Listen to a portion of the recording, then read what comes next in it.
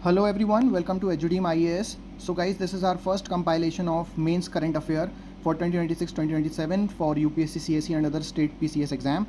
So guys, this is the index. So these all topics we have covered in our first compilation.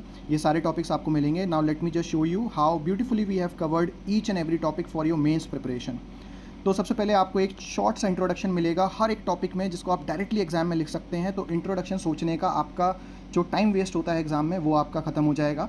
Current context, ये news में क्यों था, ये आपको मिलेगा. देन द कोट का एक सबसे बड़ा सिग्निफिकेंस है कि ये जो हमने कोट डाला हुआ है वो एक ऑथेंटिक सोर्स से है. तो आप इसको अपने मेंस में या I would say in your ऐसे आंसर राइटिंग वहाँ पे भी आप इसको यूज़ कर सकते हैं. डेटा आपको मिलेगा for value addition, for validation of your points, और किस तरीके से हमने सारी डायमेंशंस कवर की हैं हर एक टॉपिक में वो आप यहाँ पे देख सकते हैं. आपकी मेंस प्रिपरेशन के लिए, आंसर राइटिंग के लिए this file could be turned out to be crucial.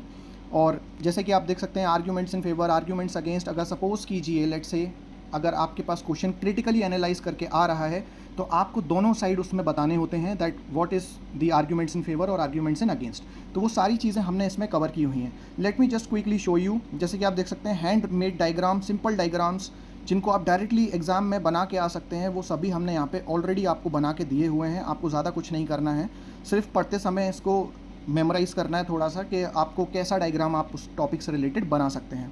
आपको ऑलमोस्ट हर एक टॉपिक में ये डायग्राम्स मिलेंगे, इवन मल्टीपल डायग्राम्स भी मिलेंगे. जितना पॉसिबल हो सकता है हमने वो वैल्यू एडिशन ऑलरेडी आपको करके दिया हुआ है. Let me just quickly show you the whole PDF. हर एक डायमेंशन, हर एक value addition, case, even important cases, best practices, वो सभी कुछ हमने इसमें डाले हुए हैं. तो इस PDF से जब आप कोई भी टॉपिक को पढ़ेंगे तो वो टॉपिक एक तरीके से आपके लिए फुली कवर्ड होगा आपकी मेंस प्रिपरेशन के लिए. और ये ऐसा नहीं है कि जो हमने स्टैटिक पार्ट को हटा दिया है, नहीं, स्टैटिक पार्ट आपका उसमें ऑलरेडी कवर्ड है किसी भी टॉपिक से. तो ये हर एक टॉपिक आपकी मेंस प्रिपरेशन में बहुत कमाल का काम करने वाला है. Not only for this year, next year और अपकमिंग ईयर्स में भी आपको ये बहुत हेल्पफुल रहेगा. Okay guys, so if you want to subscribe these notes, the only simple thing you need to do is to check out the description में आपको सारी चीज़ें मिल जाएंगी, लिंक मिल जाएगा. सिंपली लिंक पे जाइए and you can subscribe this PDF. और इसके साथ साथ जो बाकी की PDF भी आने वाली हैं, ऑलमोस्ट 3 PDFs और आएंगी जिसमें हम लोग इसी तरीके से सारे टॉपिक्स आपको कवर करके देंगे जितने भी मेंस के टॉपिक हैं, जो इंपॉर्टेंट टॉपिक्स हैं. और हमारा मेजर एम यही है कि आपके पास एक इतना सॉलिड कंटेंट होगा इन दी एंड कि आप उसको डायरेक्टली मेंस में लिख कर आएँ.